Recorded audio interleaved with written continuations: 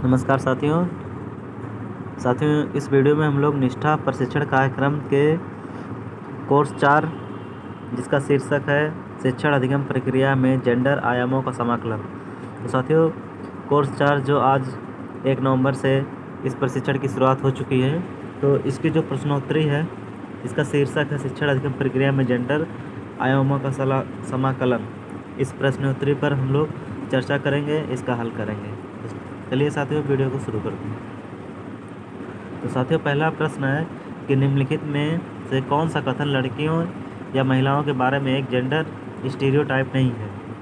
तो इसका सही ऑप्शन है लड़कियां या महिलाओं के पास नेतृत्व कौशल है और वो भी किसी भी पेशे में उत्कृष्टता प्राप्त कर सकती हैं, जो कि एकदम सही है। क्योंकि इसके अलावा जो विकल्प है कि लड़कियां या महिलाएं बातूनी होती हैं, तो एकदम गलत है। लड़कियां महिलाएं खराब निर्णय लेने वाली होती हैं, तो ये भी ऑप्शन गलत है। और लड़कियां महिलाओं को पतली और सुंदर होना चाहिए, तो ये भी ऑप्शन गलत है।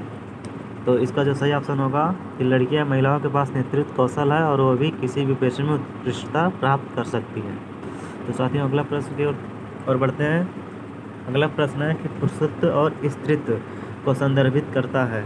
तो इसका सही ऑप्शन है जेंडर, यानी कि लिंग। यही स्त्रीत्व या पुरुषत्व को संदर्भित करता है, क्योंकि यौन ये ऑप्शन गलत है, लिंग भेद ये भी ऑप्शन गलत है, और पितृसत्तात्मकता ये भी ऑप्शन गलत है। अगले प्रश्न की ओर बढ़ते हैं। अगला प्रश्न है कि जेंडर के बारे में निम्नलिखित में से क्या सही नहीं है। तो जेंडर के बारे में जो कथन सही नहीं है वो है यह है कि जेंडर पुरुषों, महिलाओं, ट्रांसजेंडर के बीच जैविक अंतर को दर्शाता है। ये ऑप्शन सही है, क्योंकि जेंडर संबंध समय के साथ और लोगों के विभिन्न समूहों के बीच भिन्न होते हैं। ये गलत है। जेंडर महिलाओं, पुरुषों और ट्रांसजेंडर के बीच एक सामाजिक रूप से निर्मित अंतर है। ये भी गलत है, क्योंकि जेंडर जो होता है वह जैविक अंतर को दर्शाता है, जो ईश्वर द्वारा बनाया गया होता है। अगला प्रश्न है कि जेंडर और यौन यानी सेक्स के बीच आवश्यक अंतर क्या है। तो यौन एक जैविक अंतर है, जबकि जेंडर पुरुषों और महिलाओं के बीच एक सामाजिक रूप से निर्धारित करता है। ये ऑप्शन बिल्कुल सही है, क्योंकि जेंडर एक जैविक अंतर है, जबकि यौन पुरुषों और महिलाओं के बीच सामाजिक रूप से निर्धारित अंतर है। ये ऑप्शन गलत है। जेंडर और यौन में कोई अंतर नहीं है, ये भी ऑप्शन गलत है, कोई भी नहीं है। तो साथ ही इसका सही उत्तर होगा ऑप्शन नंबर 1। अगले प्रश्न को देखते हैं। क्या यह कथन सही है कि राजनीति में सत्ता और अधिकार के पदों को संभालने में पुरुषों की तुलना में महिलाएं कम सक्षम होती हैं। तो इसका सही आंसर होगा नहीं, वह सत्ता और अधिकार के पदों को संभालने में पुरुषों की तरह ही सक्षम है। आप बात बिल्कुल सही है। इसके तमाम उदाहरण है कि जैसे हमारे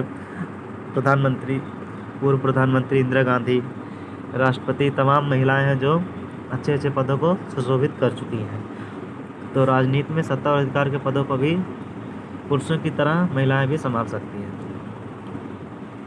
अगला प्रश्न है कि निम्नलिखित में कौन सा कथन जेंडर मिथक नहीं है। तो लड़कों और लड़कियों के बीच जैविक अंतर उनकी संज्ञानात्मक क्षमताओं से संबंधित नहीं, यही मिथक नहीं है। अगला प्रश्न है कि निम्नलिखित में से कौन सा कथन लड़कों या पुरुषों के बारे में एक जेंडर स्टीरियोटाइप नहीं है। तो ऑप्शन नंबर 1 सही है कि लड़के या पुरुष बच्चे पैदा करने के साथ साथ खाना भी बना सकते हैं। यह ऑप्शन सही है। अगला प्रश्न है निम्नलिखित में से कौन सा कार्य लिंग भेद को नहीं दर्शाता है। तो शेफाली पर्वतारोही बनाने के लिए प्रशिक्षण ले रही है। जब आप ट्रेनिंग करेंगे तो इस उदाहरण का जिक्र किया गया है, ये आप देखेंगे। अगला प्रश्न है कि निम्नलिखित में से कौन सा वाक्य सही है कि लड़के और लड़कियों के साथ बराबरी का व्यवहार किया जाना चाहिए। ऑप्शन बिल्कुल सही है, क्योंकि लड़के और लड़कियों में कोई भी तरह का भेद नहीं किया जाना चाहिए, समानता का अधिकार दिया जाना चाहिए। तो महिलाओं का स्थान घर है, ये बिल्कुल ऑप्शन गलत है। लड़के लड़कियों से अधिक मेहनती होते, ये भी ऑप्शन गलत है। लड़कियों को स्कूल नहीं भेजना चाहिए और शादी के लिए ही बनी है, एकदम ऑप्शन गलत है। तो ऑप्शन नंबर 2 सही है। अगला प्रश्न है निम्नलिखित में से कौन सा गुण लड़कों और लड़कियों दोनों के लिए सही है। तो सभी गुण लड़कों और लड़कियों दोनों के लिए सही, क्योंकि मेहनती होना चाहिए लड़कों को भी, लड़कियों को। लड़के भी भावुक होते हैं, लड़कियाँ भी भावुक होती हैं। लड़कों को भी स्वतंत्र होना चाहिए, लड़कियों को स्वतंत्र होना चाहिए। इसका मतलब ऑप्शन नंबर 1 सभी बिल्कुल सही है। तो साथियों, इस तरह से ये कोर्स 4 का प्रश्नोत्तरी समाप्त हो गया, जिसमें देखिए हमने 10 में से 10 स्कोर किया है। तो इस तरह से आप भी अपना प्रशिक्षण में अच्छे अंक प्राप्त कर सकते हैं। तो साथियों, अगर वीडियो पसंद आया हो तो उसको लाइक कीजिए, और चैनल पर नए हैं तो सब्सक्राइब करना बिल्कुल ना भूलें। साथियों, तब तक के लिए बाय। जय हिंद, जय भारत।